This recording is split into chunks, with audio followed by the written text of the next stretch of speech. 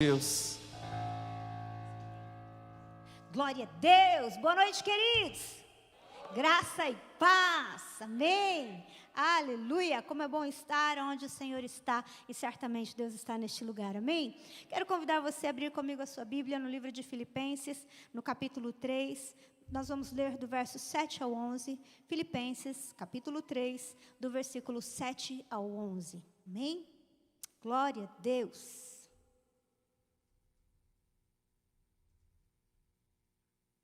A palavra do Senhor diz assim: mas o que para mim era lucro, isso eu considerei perda por causa de Cristo. Sim, deveras considero tudo como perda por causa da sublimidade do conhecimento de Cristo Jesus, meu Senhor, por amor do qual perdi todas as coisas e as considero como refúgio para ganhar a Cristo e ser achado nele, não tendo justiça própria que procede de lei, senão a que é mediante a fé em Cristo. A justiça que procede de Deus, baseada na fé, para o conhecer e o poder da sua ressurreição e a comunhão dos seus sofrimentos, conformando-me com ele na sua morte, para, de algum modo, alcançar a ressurreição dentre os mortos. Amém? Você quer que o Senhor fale com você nessa noite? Você saiu da sua casa para isso, amém? Então vamos pedir isso para Ele? Feche seus olhos, peça para o Senhor falar com você nessa noite. Papai, nós nos rendemos nessa noite totalmente a Ti.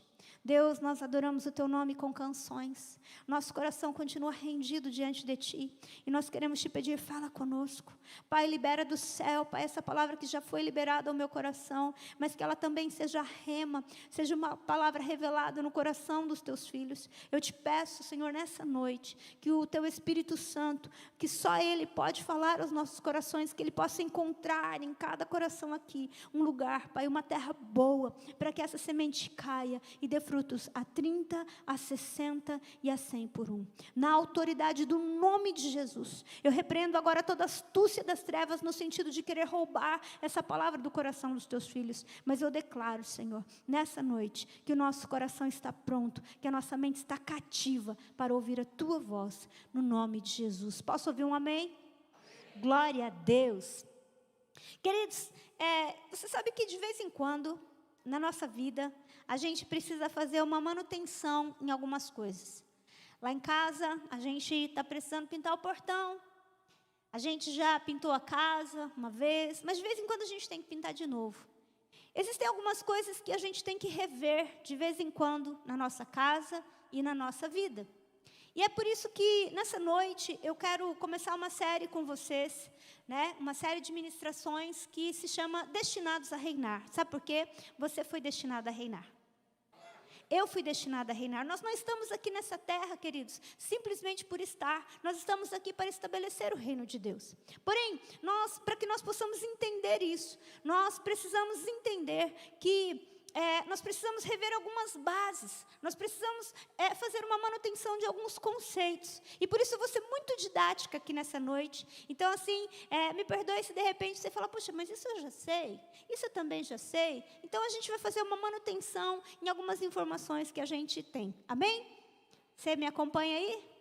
A primeira coisa que eu quero que você guarde no seu coração é que Deus tem um padrão. Primeira coisa que eu quero que você guarde, Deus tem um padrão. Ele não baixa o seu padrão para nos satisfazer ou para que o reino de Deus tenha mais curtida ou possa ter um engajamento maior. Deus tem um padrão e ponto. E esse Deus, ele não vai abrir mão desse padrão. No decorrer dos anos, Deus pode mudar a sua forma de agir, mas Ele não muda a sua essência. Obrigada, Paty. Deus não muda a sua essência. E Deus não muda o seu padrão. Esse padrão é o padrão que Deus tem. É o padrão que diz respeito a Ele. E Ele vai fazer isso sempre. O padrão de Deus, ele é muito elevado. Isso vai fazer com que, quando a gente entende isso, isso vai nos poupar de sermos enganados muitas vezes em muitas áreas da nossa vida. Então, diga comigo, Deus tem um padrão. E o padrão de Deus é elevado. Agora, dentro desse padrão, nós precisamos entender que a vida com Deus começa com o novo nascimento em Cristo Jesus. Ponto. Sabe, às vezes a gente acha popular e a gente acha cômodo a gente falar que todo mundo é filho de Deus. Mas nós acabamos de falar que Deus tem padrão. E o padrão de Deus é Cristo. Não existe uma maneira de nós nos relacionarmos com Deus sem passarmos por Jesus Cristo. Não existe maneira de nós começarmos a nossa caminhada com Deus se não for dessa forma. Lá no livro de João, no capítulo 3, verso 3, eu quero que você me acompanhe. Nós vamos fazer algumas leituras e eu gostaria muito que você me acompanhasse. Vai estar aí no telão, na parte que dá para a gente ler, né, também. Nós vemos que há um momento em que Nicodemos, um dos principais dos judeus, vai até Jesus à noite. E ele pergunta, ele fala: Jesus, eu sei que você é mestre vindo da parte de Deus, porque ninguém faz o que você faz se não for dessa forma. E então no verso 3, João 3:3, a isto respondeu Jesus: em verdade eu te digo, que se alguém o que acontece? Não pode ver o reino de Deus. Esse homem era um fariseu, ele era um dos líderes da sinagoga, ele era uma pessoa que tinha muito conhecimento, ele fazia muitas coisas, mas Jesus vem e fala para ele assim: Nicodemos, em verdade eu te digo que se alguém não nascer de novo, ele não pode ver o reino de Deus. Meu irmão, se a gente não tiver um novo nascimento, o reino de Deus não vai ser verdade para nós. Nós não vamos viver isso. Isso é o padrão de Deus. João ainda capítulo 1, verso 11 e 12. Está pertinho aí, corre para lá. João capítulo 1, verso 11 e 12. Olha só o que João escreveu para nós. Ele diz assim, ele veio para o que era seu. Quem era seu? Os judeus. E os seus não receberam. Agora olha o versículo 12, gente. Mas a todos. Aquele que tem mais conhecimento? Aquele que é formado em faculdade? Não, a todos. Quanto o receberam? Deu-lhes o quê? O poder de serem feitos filhos de Deus. Vírgula, a saber, os que creem no seu nome. Meu irmão, o que nos torna filhos de Deus é crer em Jesus Cristo. Não adianta. Esse é o padrão de Deus, então nós temos que nascer de novo. E para a gente nascer de novo, nós precisamos receber Jesus na nossa vida. Muita gente acha que a salvação, ela vem porque a gente é bonzinho. Vem porque a gente é bom, né? Sempre que dá, eu faço alguma coisa boa, eu faço bem para as pessoas. Mas deixa eu te falar, o padrão de salvação de Deus, o padrão do novo nascimento de Deus é Jesus. E ponto. Sem Jesus não há salvação. Em Atos capítulo 10, verso 30, eu gosto muito desse personagem em especial, né? Porque ele não faz parte ali dos discípulos, mas a Bíblia, ele muda uma cidade inteira. Só que mesmo esse centurião, né, Cornélio, que nós vamos ler aqui, ele fazendo algo que agradasse a Deus, o Senhor ele faz questão de ensinar princípios bíblicos para ele. Então, aqui no versículo 30 diz assim: respondeu-lhe Cornélio: faz hoje 4 dias que por volta dessa hora estava eu observando em minha casa a hora 9ª da oração. E eis que se apresentou diante de mim um varão de vestes resplandecentes. E disse: Cornélio, a tua oração foi ouvida, e as tuas esmolas lembradas na presença de Deus. Manda, pois, alguém a Jope, a chamar Simão, por sobrenome Pedro. Acha-se hospedado em casa de Simão, o curtidor, à beira-mar. Sem demora, mandei chamar-te, e fizeste bem em vir. Agora, pois, estamos todos aqui, na presença de Deus, prontos para ouvir tudo o que foi ordenado da parte do Senhor. Olha só, esse homem, esse centurião Cornélio, ele era alguém que temia a Deus. O que ele estava fazendo aqui? Orando. Numa outra versão ele diz assim: está há 4 dias que ele estava jejuando. Então ele estava no primeiro dia, ele estava jejuando, ele estava orando. E a Bíblia diz aqui que ele tem uma visão da parte de Deus. Essa visão vem para ele e diz assim: as tuas esmolas foram recebidas diante de Deus. Então ele era um homem que, me ajuda aí, ele fazia o quê? Ele orava, ele jejuava e ele dava esmolas. E ele teve uma visão de Deus. Mas qual foi a visão de Deus? Manda chamar Pedro. Por quê? Porque Pedro ia vir falar para ele sobre Jesus. Você entende? Então, às vezes a gente acha assim, não, mas eu faço as minhas orações, né? Eu aqui do meu jeitinho. Querido, o padrão de Deus é Jesus. O padrão para o novo nascimento, para uma vida diante do Senhor é Jesus. E quando nós olhamos aqui, muitas vezes nós também somos como, conhecemos pessoas, ou às vezes agimos como Cornélio. E às vezes nós, queridos, não entendemos que Deus, Ele quer que nós sejamos salvos. Deus quer que nós sejamos salvos. Agora, talvez haja uma pergunta secreta no coração. Sabia que existem perguntas secretas? Qualquer dia eu vou pregar sobre isso. O Senhor já falou que uma hora eu vou pregar sobre isso, mas não é hoje, tá? Você sabia que nós temos perguntas secretas no nosso coração? Perguntas que a gente não verbaliza. Porque, de alguma maneira, às vezes até sobre Deus, nós temos perguntas secretas. Votos secretos. E talvez você pergunte-se no seu coração, mas salvos do quê? Eu sou uma pessoa, sou legal, né? Sou gente boa. Olha só, gente. A Bíblia nos diz que Deus, ao criar o ser humano, Ele cria o homem para andar com Deus e dominar sobre a terra.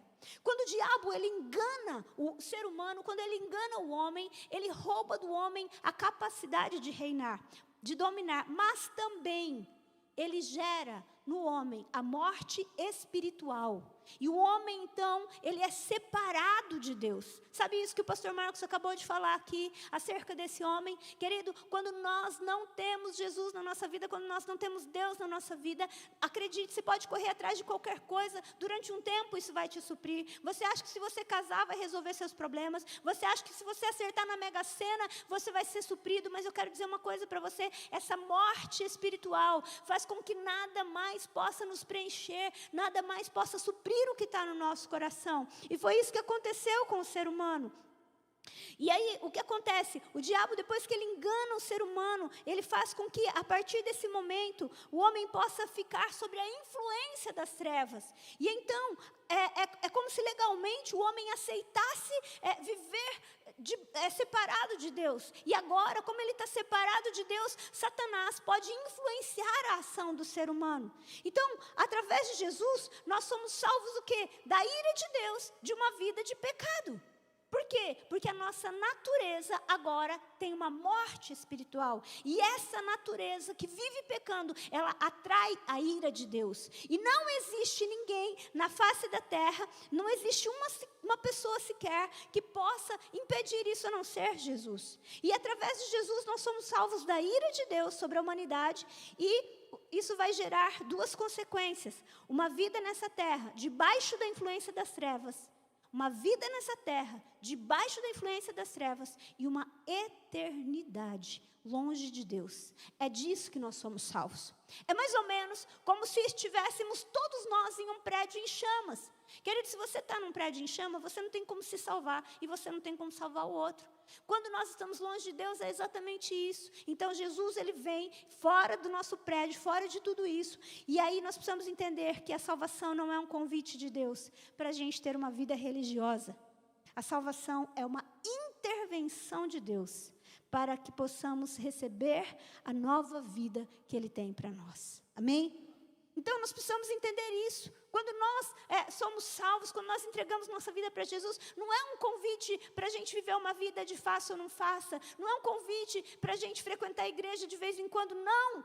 A gente está aceitando o convite de Deus. Nós estamos aceitando aquilo que Deus ofereceu na cruz do Calvário. Para a gente viver o novo de Deus. Para a gente ter uma vida espiritual novamente.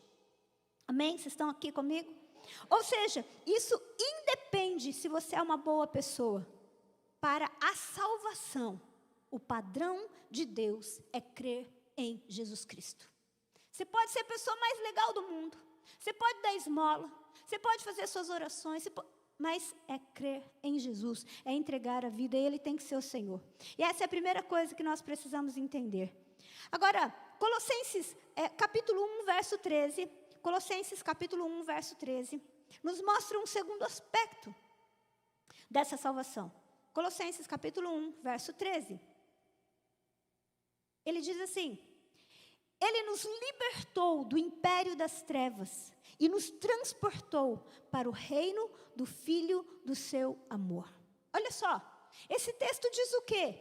ok, fomos salvos, fomos libertos do império das trevas. Agora, eu entreguei minha vida para Jesus, Satanás não pode mais ficar influenciando a minha vida da mesma maneira. Ele não pode mais dominar a minha vida. Mas ele diz uma outra coisa. Ele também, para nos libertar do império das trevas, ele nos transportou para o quê?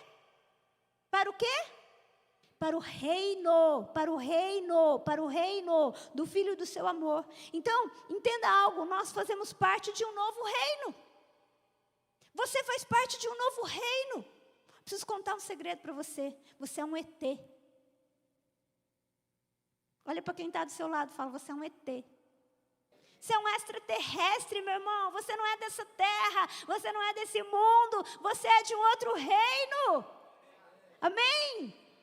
Nós pertencemos a um outro reino. Deus, Ele nos transportou do império das trevas. Ele nos salvou desse ambiente de domínio do diabo. Ele nos tirou de uma morte espiritual. Mas Ele nos plantou em um novo reino.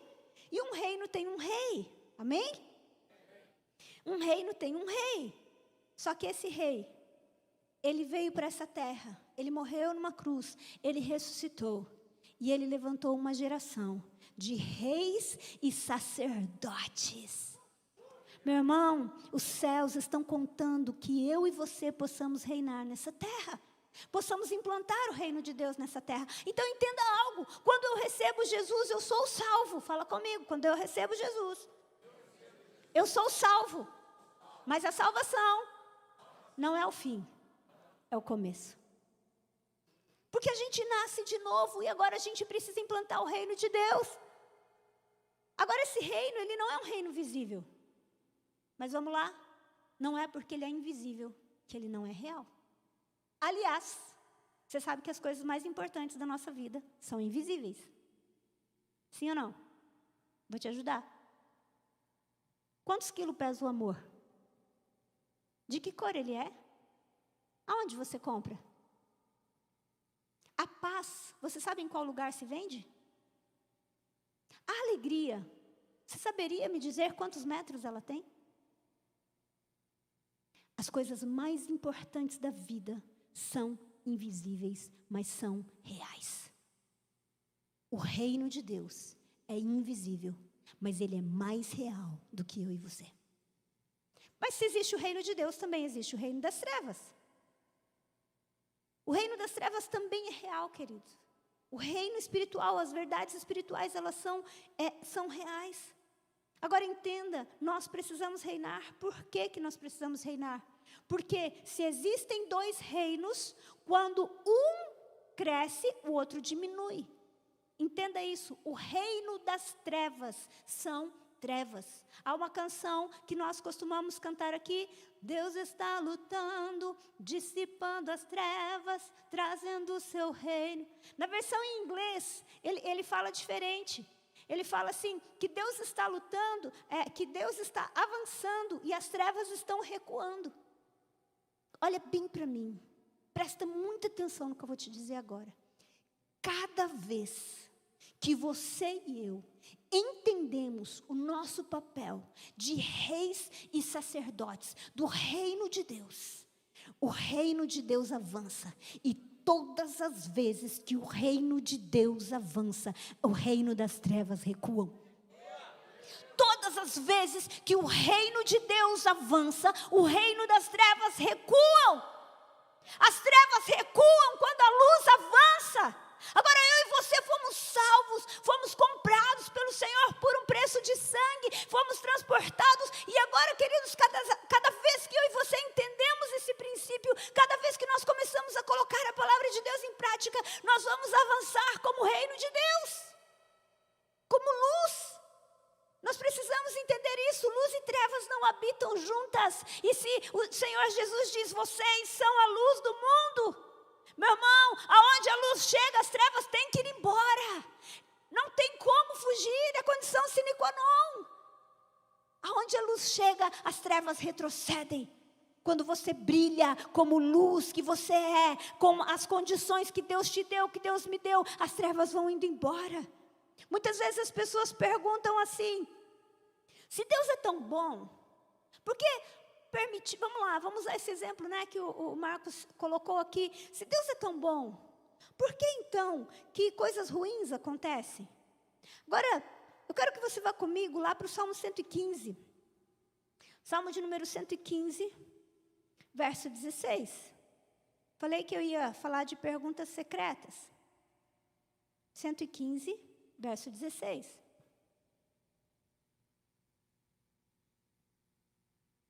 Os céus são os céus de quem? Do Senhor. Mas a terra? O que aconteceu com a terra? Ele deu-a aos filhos dos homens. A terra Deus deu aos filhos dos homens. Então, querido, aqui nessa terra só acontece aquilo que é estabelecido, que é através do homem. Deus só pode intervir na terra através do homem. Se o homem não tem uma vida com Deus, as suas ações vão ser compatíveis com as trevas. Então pensa comigo, vamos utilizar um exemplo aqui. Imagina uma criança que sofre um abuso sexual, por exemplo. Do nosso ponto de vista, nós ficamos, condoídos, humanamente falando. É muito triste isso, não é? Mas o que vai acontecer com essa criança? Ela vai se tornar um adolescente ferido. Ela vai se tornar um adulto ferido. Ela vai ser um pai ou uma mãe ferido. E ela vai gerar filhos feridos. A sua próxima geração, ela vai ser impactada com isso. E quais serão as suas ações? Quantas vezes nós vemos pessoas que de repente saem matando todo mundo, saem fazendo um monte de coisa, e você vai conversar com essa pessoa. Gente, acredite, todo mundo tem uma história. Todo mundo tem uma história. Todo mundo tem uma construção, algo aconteceu com ela para que ela chegasse onde ela chegou.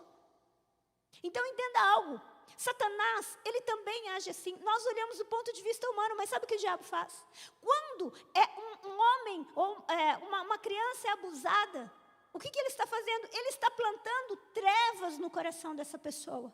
Por quê? Porque as ações dela vão gerar trevas. Você entende? Então, querido, quando nós entendemos isso, quando nós entendemos o princípio do reino de Deus, nós vamos entender que só uma intervenção do reino de Deus pode fazer cessar a praga. E qual é a praga? A ação das trevas nessa terra, a ação das trevas nesse tempo. Acredite, não vai haver um governo que vai mudar isso, não é o assistencialismo que vai mudar isso, é o reino de Deus. Por isso Paulo diz, eu não me envergonho do evangelho, porque ele é o poder de Deus para a salvação de todo aquele que crê. Então, quando esse homem e essa mulher, ele recebe Jesus, acontece uma interrupção do reino das trevas na vida dessa pessoa. Quando nós estamos longe de Deus, nós, qualquer ser humano, quando você vai ler as cartas de Paulo, você vai ver isso. Qualquer ser humano vai estar debaixo da influência das trevas. E aí, uma geração vai levar a influência das trevas para outra geração. É mais do que apenas o que nós sentimos, é mais do que apenas o que nós podemos ver. Querido, é por isso que nós precisamos entender o nosso lugar em Cristo. É por isso que nós precisamos, então, entender o que o Senhor está fazendo. Acredite, meu irmão, o céu é real e o inferno é real também. O inferno não é aquilo que aqueles memes que a gente vê na internet mostram, que as figurinhas mostram como um lugar divertido. Querido, não é nada disso. O inferno é real. E o Senhor, Ele não fez nem a mim nem a você para ir para lá. Agora entenda algo. Nós precisamos assumir a nossa posição e reinar. Precisamos governar, porque se nós não reinarmos, se nós não governarmos, se nós não trouxermos os princípios do reino de Deus, porque se Deus tem um padrão para a gente ser salvo, Deus tem um padrão para a gente reinar. Entenda isso. Se Deus tem um padrão para nós sermos salvos, Deus tem um padrão do seu reino. E esse padrão exige crescimento. Dá um toquezinho no ombro do seu irmão e fala assim, essa terra precisa que você cresça. Agora diga, olhe para mim e fala, eu também preciso crescer. Gálatas capítulo 4, verso 1. Olha o que esse texto diz para nós. Gálatas capítulo 4, verso 1. Lembra que eu falei que nós vamos rever coisas que nós talvez já sabemos, mas que precisam de uma manutenção? Gálatas capítulo 4, verso 1.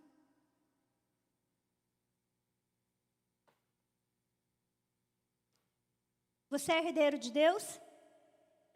Você é herdeiro de Deus? Então, o que diz Gálatas 4:1? Digo, pois, que durante o tempo em que o herdeiro é menor, em nada se difere do escravo, mesmo sendo o senhor de tudo. Mas ele está sujeito a tutores e curadores até o tempo predeterminado pelo Pai. Entenda isso. Do mesmo, apesar de nós sermos nascidos de novo, apesar de nós entendermos a salvação, entendermos o reino, se nós não crescermos, enquanto o herdeiro é menor, enquanto ele é menino, ele nada se difere do escravo. Ou seja, a minha vida, se eu não crescer, mesmo sendo salvo, ela não vai ser diferente da vida que eu tinha antes de conhecer Jesus. Agora, olha isso, Romanos capítulo 12, verso 1 e 2. Romanos capítulo 12, verso 1 e 2. Paulo diz assim: rogo-vos, pois, irmãos, pelas misericórdias de Deus, que apresenteis o vosso corpo por sacrifício vivo, santo e agradável a Deus, que é o vosso culto racional. E não vos conformeis, não vos amoldeis com esse século, mas transformai-vos pela renovação, pela transformação da vossa mente, para que experimenteis qual seja boa, agradável e perfeita vontade de Deus. Deus quer que haja em nós uma verdadeira transformação. É isso que ele fala aqui. Agora, transformação fala de uma mudança completa. Você sabia que a palavra usada para transformar aqui é a mesma palavra usada para transfiguração, lá quando Jesus se transfigura na presença dos discípulos? Sabia disso? Então, o que Deus deseja é que depois do nosso novo nascimento, a gente seja transfigurado. Que haja uma transformação tão grande em nós, que as pessoas vão olhar para nós e elas vão ver que nós mudamos totalmente. Então, o que significa essa transformação, queridos? Significa uma mudança na mente. Agora, a nossa mente é a capacidade de sentir, de pensar.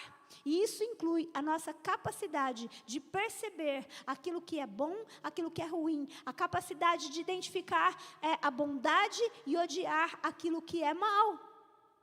Então, se nós agora recebemos uma nova faculdade para a gente sentir as coisas de uma maneira diferente, eu não posso sentir igual.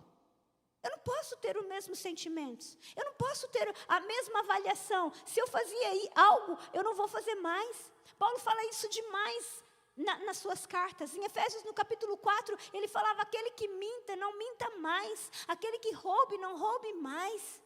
Ele fala sobre o nosso vocabulário. O vocabulário de cristão é diferente. Sabe por quê? Porque nós somos de outro reino. Meu irmão, você é de outro reino. Ele não escreveu, mas se ele vivesse hoje, ele ia falar: aquele que brigava no trânsito, não brigue mais. Isso daí dá polêmica, né? Quando nós nascemos de novo, nossas faculdades são treinadas para avaliar as coisas do ponto de vista da natureza de Deus. Meu irmão, se eu nasci de novo, eu agora preciso crescer e eu preciso ter uma nova faculdade mental, um novo sentimento no meu coração. Não vai ter mais esse problema de que, será que isso que eu tenho que fazer isso? Não, você vai para a palavra e você vai aprender. E é por isso que Pedro nos ensina a desejar ardentemente o leite racional não falsificado, para que a gente possa crescer por ele. Ele fala: gente, tem que ter uma mudança. Vamos ler esse texto, 1 Pedro capítulo 2. 1 Pedro capítulo 2. Está comigo aí? Está firme? 1 Pedro capítulo 2. Nós vamos ler o verso 2 primeiro, tá? Desejai ardentemente, como crianças recém-nascidas, o genuíno leite espiritual, para que por eles vos seja dado crescimento para a salvação. Entenda isso. Agora que nós nascemos de novo, ele falou assim: vocês têm que ter fome do leite espiritual. O que é o leite espiritual, gente? A palavra de Deus. Para que por ele vocês possam crescer. Então, se você não quer ser menino, você tem que crescer. E eu e você só crescemos através da palavra de Deus. Você entende? É por isso que o diabo não quer que a gente leia a Bíblia. Ele não quer que a gente leia a palavra de Deus. Por quê? Porque quando eu e você vamos crescendo no conhecimento da palavra, nós vamos entendendo quem nós somos. Quando eu entendo quem nós somos, nós começamos a reinar. Quando nós vamos reinando, o reino de Deus avança. E quando o reino de Deus avança, o reino das trevas tem que recuar. Você está entendendo? Você está entendendo que existe um passo a passo? Esse é o padrão de Deus. Agora, olha que coisa interessante. Pedro diz aqui que nós devemos desejar esse leite para que a gente possa crescer. Mas antes de desejar o leite, o versículo 1 fala uma coisa. Sabe o que ele diz? Despojando-vos, ou deixando para trás, portanto, toda a malícia, ou toda a maldade, todo dolo, hipocrisias, invejas e toda sorte de maledicências. Ele está falando o seguinte: não dá para você desejar e crescer na palavra, se você não deixar para trás um estilo de vida antigo. Não dá para você querer implantar o reino de Deus com características do reino das trevas. Queridos, nós precisamos entender que é uma nova etapa na nossa vida. Nessa nova etapa, ou nós somos atraídos, inclinados para uma vida com Deus, ou nós somos inclinados para uma vida para satisfazer a nossa natureza humana como era antes do nosso novo nascimento. Ou nós somos inclinados para Deus. E isso, a Bíblia chama isso de amizade ou inimizade. Você sabia que existem duas coisas que a Bíblia fala que são inimizades de Deus? Quantos aqui querem ser amigos de Deus? Amém? Então eu vou te ensinar duas coisas que a Bíblia conta que nos faz inimigos de Deus. A primeira delas está em Romanos capítulo 5. Capítulo 8. Romanos capítulo 8, versos 5 ao 9. Vou te ensinar algo para você não se tornar inimigo de Deus, mesmo tendo nascido de novo. Pastor, é possível? É. Olha o que esse texto diz para nós.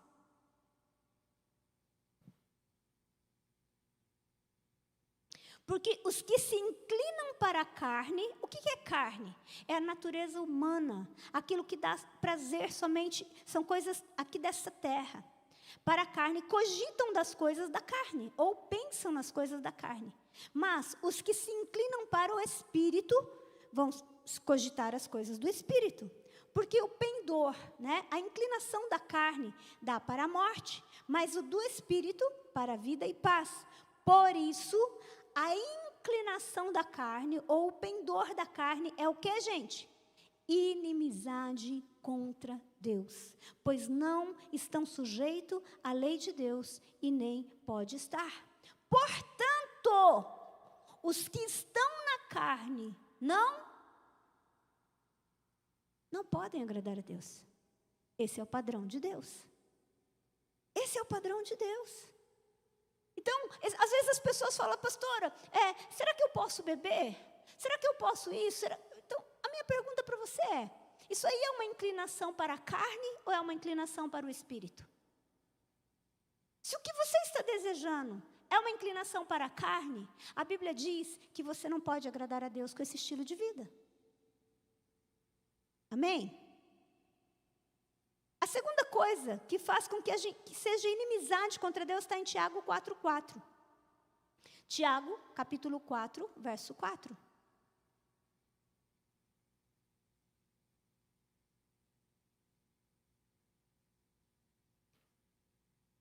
Infiéis, não compreendeis que a amizade do mundo é o quê? Inimizade de Deus. Aquele, pois, que quiser ser amigo do mundo, lê você aí, está escrito aí? Inimigo de Deus. Você está entendendo, gente? Você está entendendo? Talvez você já saiba disso, querido, mas no dia a dia, às vezes tem tantas coisas nesse mundo que podem estar nos discipulando sem a gente perceber. Talvez existem tantas coisas nessa terra, nesse mundo que estão nos atraindo e a gente não entende que a amizade com o mundo, quem quer ser amigo do mundo, constitui-se inimigo de Deus. Por quê? Porque no versículo anterior, nós lemos aí, quando nós lemos em Romanos, nós lemos que essas coisas vão nos levar para a morte. E Deus me ama e te ama tanto, que Ele não quer que a gente morra, Ele quer que a gente viva. Esses dois textos nos deixam claro que se eu viver segundo as inclinações da minha carne, eu posso ser tudo, posso ter tudo, menos um relacionamento com Deus. Eu posso ser qualquer coisa, menos amigo de Deus. Aí você se pergunta, será que, por que Deus não quer? Então Deus é mau, nossa, Ele não quer que eu desfrute dos prazeres dessa vida. Querido, deixa eu falar uma coisa, não é que Deus é mau, pelo contrário, Deus é tão bom, que Ele não quer que a gente viva apenas nessa vida. Ele não quer que a gente desfrute prazeres enganosos nessa vida, coisas que vão nos enganar, vão nos distrair, coisas que vão nos roubar de viver o que Ele tem para nós. Gálatas, capítulo 5, versículo 19 ao 21, mostra isso de maneira mais clara. Gálatas, capítulo 5, verso 19. Eu quero ler esses textos porque eu quero que você entenda que não são coisas da minha cabeça, não é a minha percepção. Gálatas 5, 19. Diz assim, ora, as obras da carne são conhecidas. Sabe o que a gente leu sobre inclinação da carne? Ele explica quais são. E quais são? Prostituição, impureza, lascívia. Meu irmão, deixa eu falar uma coisa para você. Sexo fora do casamento é pecado. Esse é o padrão de Deus. Isso é prostituição. Isso desagrada a Deus. Por quê? Porque isso vai roubar você. Isso vai trazer marcas sérias na sua vida. Adultério é pecado. Fornicação é pecado. E pecado nos afasta de Deus. São obras da carne. Impureza. Ficar vendo vídeos pornográficos. Lascívia. Isso é pecado, isso é inclinação da carne. Idolatria, idolatrar pessoas, idolatrar imagens, mas idolatrar pessoas e às vezes idolatrar nós mesmos, feitiçarias. Inimizade, sabe o que é inimizade? É não ter amizade.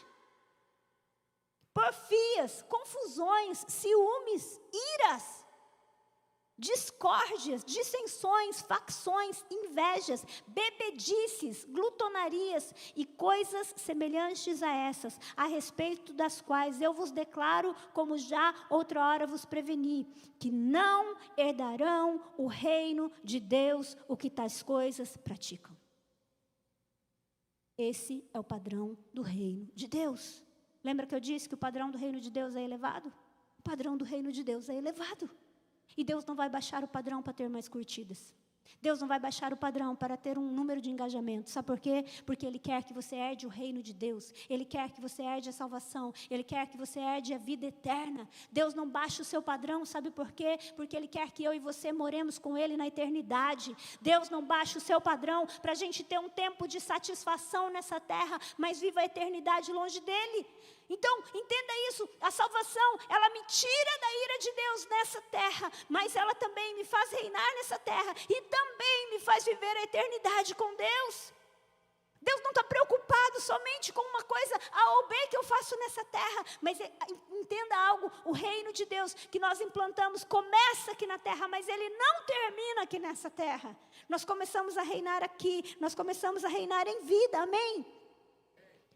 Agora, talvez você, com relação a isso, você fala assim, esse negócio não está meio indigesto, pastor. Esse negócio aí não está muito legal não, porque eu gosto de fazer um negocinho aqui, eu gosto de uma outra coisinha ali, e aí você acabou de ler aí uma coisa que eu faço. Agora eu quero te dizer algo. O grande ponto do Evangelho é que à medida que conhecemos a Deus de verdade, nada mais nos satisfaz nessa terra. À medida que eu conheço a Ele de verdade, eu não sou atraído para mais nada. E aí eu quero voltar com você no texto que nós lemos inicialmente, que está lá em Filipenses capítulo 3, a partir do verso 7. Filipenses capítulo 3, a partir do verso 7. Eu vou pedir para você projetar, Gabi, por favor, na versão que você tinha projetado no início, na NVT. Por favor. Paulo diz assim, ó. Eu pensava que essas coisas eram válidas, valiosas, mas agora eu as considero insignificantes por causa de Cristo. O que para mim era lucro, era ganho, era vantagem. Isso eu considero perda por causa de Cristo. Ao versículo seguinte. Sim, todas as outras coisas. Na minha Bíblia, na minha versão diz assim: sim, deveras eu considero tudo como perda, por causa da sublimidade. Por causa da sublimidade do conhecimento de Cristo. Meu Senhor, por causa dele, eu deixei de lado todas as coisas e as considero menos do que lixo, a fim de poder ganhar a Cristo.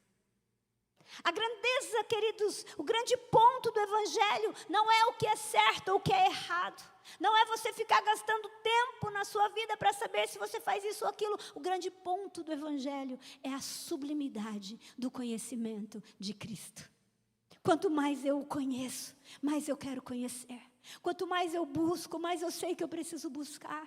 Quanto mais eu mergulho nas verdades espirituais. Por isso que a Bíblia diz que a inclinação da carne é morte, mas a inclinação do Espírito é vida e paz. Porque quanto mais eu conheço a grandeza do amor de Deus, mais eu vou descobrir que não tem nada nessa terra que possa satisfazer o meu coração. Mais eu vou descobrir que não tem nada que seja mais precioso. Mais eu vou descobrir que a grandeza desse amor me preenche, que não tem posição.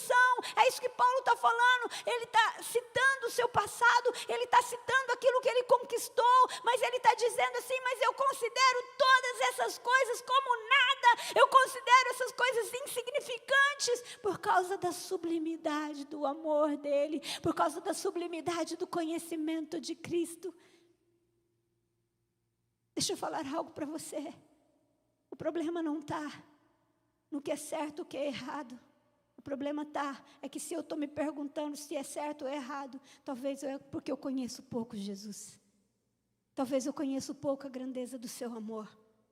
Por isso nós começamos falando sobre o novo nascimento. Porque só alguém que nasceu de novo, que teve um encontro com Jesus, consegue saber que as riquezas dessa vida, os prazeres de uma vida inteira vivida para si mesmo, não se comparam à grandeza dele.